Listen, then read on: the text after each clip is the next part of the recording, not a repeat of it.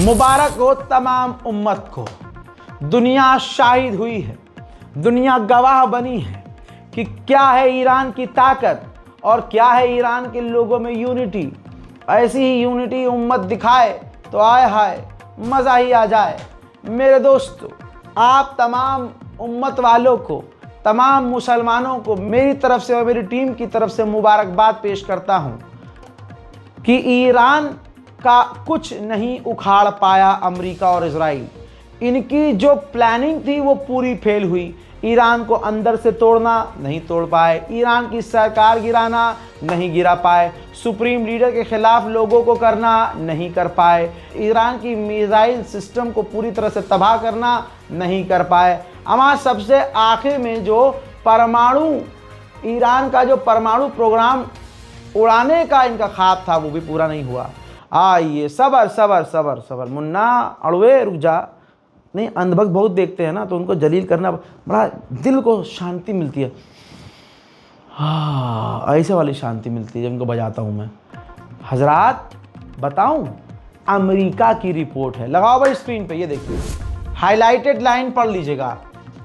America कह रहा है, अमेरिका की इंटेलिजेंस और अमेरिका की मिलिट्री की रिपोर्ट है कि अमेरिका ने न्यूक्लियर जो साइट्स है फोर्दो की, उस पर भयंकर हमले किए, स्ट्राइक की, but has not been completely destroyed, यानी नुकसान हुआ है, डैमेज हुआ है, लेकिन ईरान की फोर्दो न्यूक्लियर साइट डिस्ट्रॉय नहीं हो पाई है। और साथ में ये कहा है कि नुकसान तो हुआ है बड़ा, लेकिन क्योंकि वो पहाड़ के बीचों बीच है, ईरान ने इस तरह से उसको डेवलप किया है कि कोई भी हमला डायरेक्ट उस जगह पर नहीं हो सकता, पहाड़ी इलाका है। लेकिन हाँ, अब कुछ तो कहना पड़ेगा, लेकिन हाँ, ईरान की इस फैसिलिटी को नुकसान पहुंचा है, लेकिन ये कहना कि पूरी तरह से ये फैसिलिटी तबाह हो गई है, ये गलत होगा। यह अमेरिका की रिपोर्ट कह रही है, अमेरिका की सैन्य रिपोर्ट कह रही है। इसी तरह से नेतन्याहू, हाय हाय हाय हाय हाय, नेतन्याहू कह रहा है, मेरे दोस्तों, नेतन्याहू कह रहा है कि हाँ, हमला हमने जबरदस्त किया, लेकिन यह कह पाना मुश्किल है कि फोर्दो का न्यूक्लियर प्लांट उसका तबाह हुआ है, डिस्ट्रॉय नहीं हुआ है, नुकसान हुआ है। दरवाज़ों पर और एग्जिट वाले एरिया पर हमले हुए हैं, नेतन्याहू कह रहा है, लेकिन डिस्ट्रॉय नहीं हुआ है। ईरान कुछ वक्त पीछे चला गया है, लेकिन उसका एक न्यूक्लियर जो साइट है वो पूरी तरह से तबाह हुआ, बाकी उसका अभी सलामत है। पूरी तरह से ये कहना गलत होगा कि डिस्ट्रॉय हुआ है। नेतन्याहू ने कह दिया, अड़वो अब क्या पियोगे, बोलूं? समझ तो गए हो, ये तुम्हारी ज़िंदगी में पेशाब के अलावा है ही क्या। अब ये देखिए, वही फोर्दो की न्यूक्लियर साइट है, एक तरफ बिफोर एक तरफ आफ्टर। आपको नीला नीला हिस्सा जो दिख रहा है, ये देखिए बमबारी का है, ये सब ये गर्द गुबार बमबारी की है। लेकिन मेरा ये कहना ये है, क्योंकि भाई हम आम लोग हैं, दिमाग क्या ही लगाएंगे। यहाँ पर आप देखिए जो वाइट कलर का एक एरिया है, ये इंफ्रास्ट्रक्चर है, उस पर ज़रा सा भी खरोच नहीं आई। और एंट्री का गेट जो है वहाँ एक छोटा सा हमला है, और एग्जिट का जो गेट है वहाँ हमला, वहाँ डैमेज नज़र आ रहा है। तो डैमेज हुआ है, डिस्ट्रॉय नहीं हुआ। इसी के साथ सबूत ये बता रहे हैं, रिपोर्ट अमेरिका की यानी दुश्मन की ये कह रही है कि ईरान की फोर्दो न्यूक्लियर साइट डैमेज हुई है, डिस्ट्रॉय नहीं हुई। बहुत लिमिटेड फ्लाइट्स इजराइल से अभी उड़ान भर रही हैं, उसमें से ईएल जो फ्लाइट है इजराइल की, उसमें 25,000 इजरायलियों ने रिक्वेस्ट कर दिया है कि हमें तेल अवीव से बाहर जाना है, हमें अपने देश से भागना है, और हमें जल्द से जल्द जो है हमें टिकट दी जाए, हमारा अरेंजमेंट किया जाए। दोस्तों ज़रा इस फोटो को भी देख लीजिए, इस वीडियो को देखिए, जिस तरह से, क्योंकि फ्लाइट्स बंद हैं, लेकिन जिस तरह से आप देखिए, एक समय में यहूदी समुद्री रास्ते से फिलिस्तीन पर आए और कब्जा किया, आज उसी समुद्री रास्ते से बाहर जा रहे हैं, इजराइल से भाग रहे हैं। ये देखिए, ये प्रॉमिस किया हुआ गॉड प्रॉमिस लैंड जो ये कहते थे, आज उसी जमीन को ये छोड़कर भाग रहे हैं आले यहूद। ईरान की Red Crescent human right organization ने कहा है कि अब तक इजराइल ईरान की 8 मेडिकल फैसिलिटीज पर हमला करके तबाह कर चुका है। سه تا بیمارستان ولیعصر بیمارستان هاشمی، بیمارستان سوان سوختگی مطهری، بیمارستان خاتم و مرکز بهزیستی، مرکز توانبخشی جمعیت هلال احمر، خود ساختمان صلح هلال احمر تحت تاثیر قرار گرفت. من خدمتتون عرض کردم جلو بیمارستان‌ها تو دنیا تابلو میزنن که فوق زدن ممنوع، ولی اینا موشک زدن. معلولی که هیچ دفاعی نداره، حتی حرکت نمیتونه بکنه، یا بیماری که روی تخت بستری. بیمارستان ईरान के विदेश मंत्री अराक्ची ने बड़ा सख्त बयान दिया, कहा कि अब ईरान के साथ डिप्लोमेसी के रास्ते अब हमेशा के लिए बंद हो गए हैं। यानी अब ईरान मुंह ही नहीं लगाएगा, बात ही नहीं करेगा। ईरान के ऊपर आज बड़े हमले किए इजराइल ने, जिसमें IRGC के 7 और कमांडर और हाई लेवल के लोग मारे गए, लेकिन ईरान पूरी मजबूती से टिका हुआ है, डटा हुआ है। उधर इजराइल के आर्मी कमांडर ने कह दिया कि अभी हमारे और भी टारगेट हैं, ज़रूरत पड़ने में हम वो ऑपरेशन करेंगे और ये ऑपरेशन जारी रखेंगे। צריך לזכור, המערכה נמשכת, יש לנו עוד מטרות לתקוף ויעדים להשלים. אנחנו ממשיכים להגביר את קצב התקיפות שלנו בהתאם לתוכנית, ואנחנו ערוכים להמשיך ככל שידרש. במקביל, उधर ईरान ने कह दिया है कि ये जंग 6 महीने चलेगी और हमारी तैयारी अगले 6 महीने से क्या बहुत आगे तक के लिए पूरी तैयारी है। हालात ऐसे हैं कि जो विदेशी पत्रकार हैं उनको गिरफ्तार किया जा रहा है। क्यों? क्योंकि वो गोदी मीडिया नहीं है। इजराइल की जो नुकसान की तस्वीरें हैं वो ये ले रहे थे, और इजराइल का जो सैन्य अड्डा तबाह हुआ है, बहुत बड़ा नुकसान हुआ है, जिसे इजराइल ने कहा था कि दुनिया को नहीं दिखाना। पत्रकारों से मना किया था, भाई दिखाना नहीं, हमारा पिछवाड़ा फटा हुआ दुनिया को नज़र आ जाएगा, ये सारा भरम निकल जाएगा। लेकिन विदेशी पत्रकार थे भाई, वो गोदी मीडिया थे नहीं, उन्होंने रिकॉर्ड किया। तो इजराइल ने उन विदेशी पत्रकारों को गिरफ्तार कर लिया। देखिए,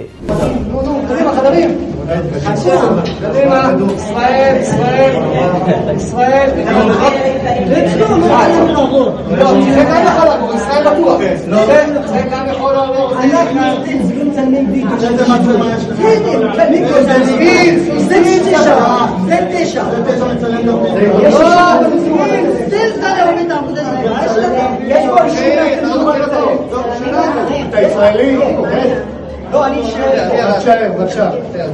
יש אישור מהצנזורה לצלם בעמותה. עוד מעט יגיע כאן המפקד ויחליט מי הצנזורה. חבר'ה, כל מי שעיתונות ישראלית יכול לבוא.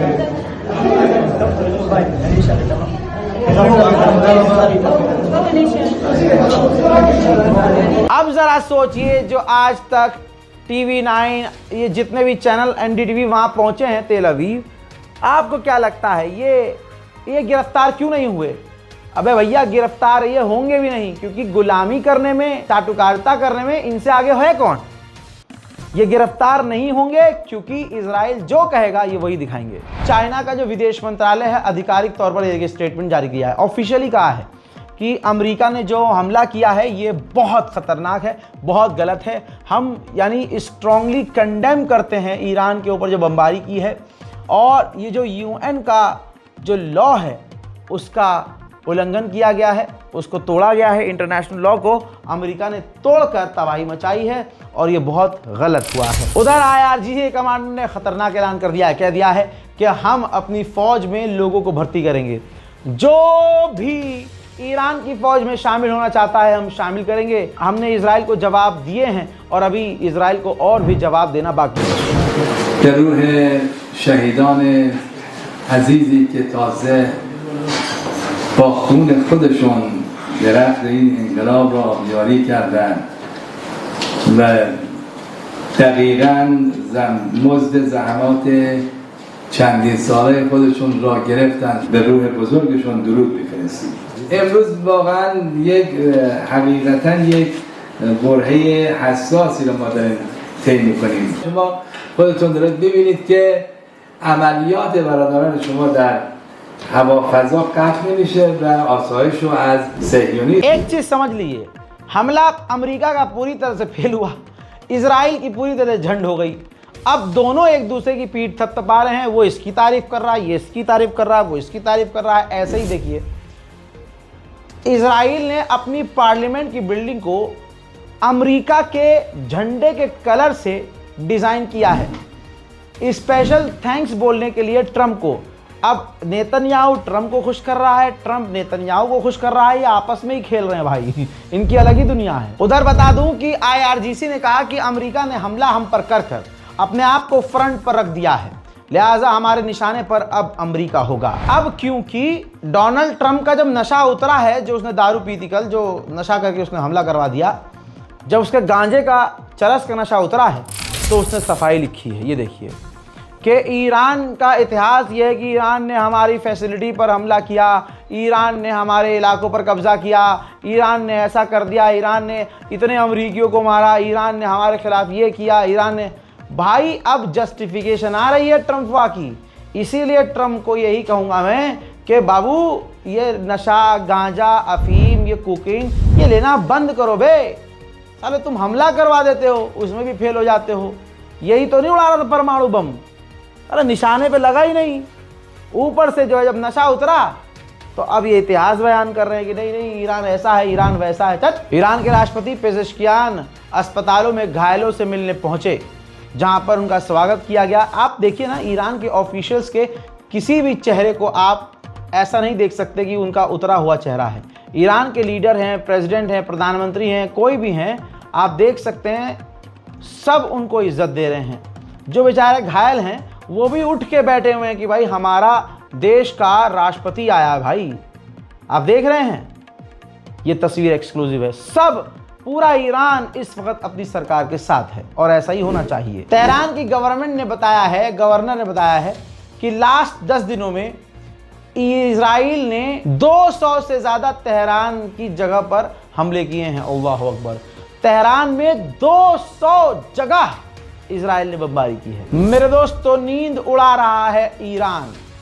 अली शमखानी जो खामनाई के सुप्रीम लीडर के करीबी हैं, एडवाइजर हैं, उन्होंने कहा कि अगर हमारा न्यूक्लियर फैसिलिटी इन लोगों ने तबाह कर भी दिया तब भी कोई फायदा नहीं, क्योंकि हमने यूरेनियम पहले ही निकाल लिया था। आगे आने वाले समय में हम इनको सरप्राइज देंगे। अमेरिका की ऐसे हो रही है, दुख कैसे?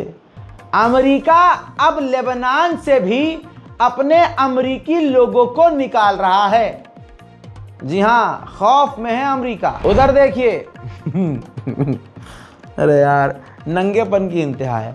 अमेरिकी वाइस प्रेसिडेंट ने कहा कि भैया बहुत सारे देशों ने हमारे हमले की निंदा की, लेकिन अंदर ही अंदर वो हमारे इस हमले से खुश हैं। Are we now at war with Iran? No, we're not. This is not a war against Iran. This is very simple. 67 days ago, the President of the United States sent the Iranians a letter and it said, you're not going to have nuclear weapons. You're not going to have a militarized nuclear program. Let's negotiate. I want to do this diplomatically. I want to do this peacefully.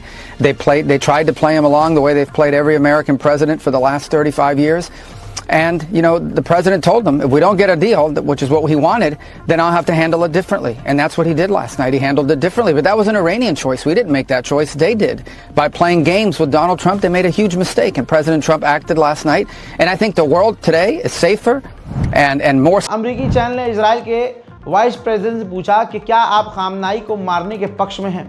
तो उन्होंने कहा कि ये हमारे option में नहीं है और ना हमारा ये मकसद है कि हम ईरान की रिजीम को चेंज करें। हाँ, खामनाई को मारना है, जिंदा रखना है, क्या करना है, वो इजराइल का कॉल है, वो इजराइल की मर्जी है। After an Iranian missile struck a hospital in Israel this week, Israel's defense minister said the Ayatollah, quote, can no longer be allowed to exist. Does the United States support Israel killing Iran's leader? Well, look, that's up to the Israelis, but our view has been very clear that we don't want a regime change. We do not want to protract this or build this out any more than it's already been built out. We want to end their nuclear program, and then we want to talk to the Iranians about a long-term settlement here. अब Iran ने जो सुबह missile कल दाग कर तेल अवीव से लेकर हाइफा तक जलजला पैदा कर दिया था, उस एक्चुअल मिसाइल की फुटेज ईरान ने लॉन्च की है। मिसाइल का नाम है, तस्वीर देखिए, हा, सुकून है भाई, सुकून। मिसाइल का नाम है खैबर शिकन और उसने ऐसी शिकन पैदा करी इजराइल के अंदर कि बड़ी बड़ी बिल्डिंग, वैज्ञानिक संस्थान, बड़े बड़ी इमारतें पूरी तरह से ध्वस्त हो गई। पूरी दुनिया में अमेरिका की साख कमजोर इसलिए भी हो गई कि B-2 बॉम्बर से जो हमला किया ईरान पर, वो B-2 बॉम्बर का इतिहास में सबसे बड़ा ऑपरेशन और सबसे बड़ा हमला था।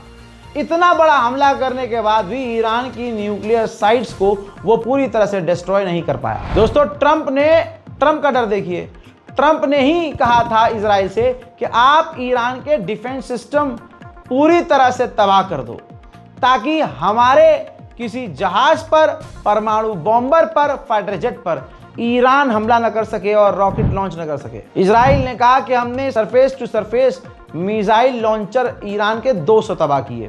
इसके अलावा 1000 बार हमारे हवाई जहाज़ों ने, हमारे फाइटर जेट ने ईरान पर हमले किए हैं। मेरे दोस्तों, ये तमाम वो खबरें हैं जो हो सकता है आपसे छूट गई हो, सामने ना आई हो।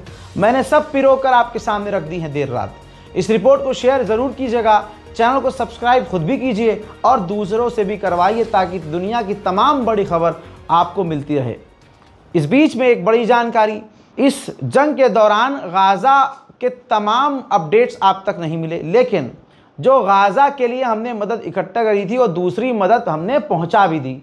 इस पूरे हाल में ऐसे बहुत दिलेर और ऐसे पक्के फ़िलिस्तीन की मोहब्बत में डूबे मुसलमान भी थे, जो लगातार इस बारकोड का इस्तेमाल करके, पहले वाली वीडियो का निकाल के बारकोड का इस्तेमाल करके फ़िलिस्तीन और गज़ा के लिए लगातार मदद भेज रहे थे।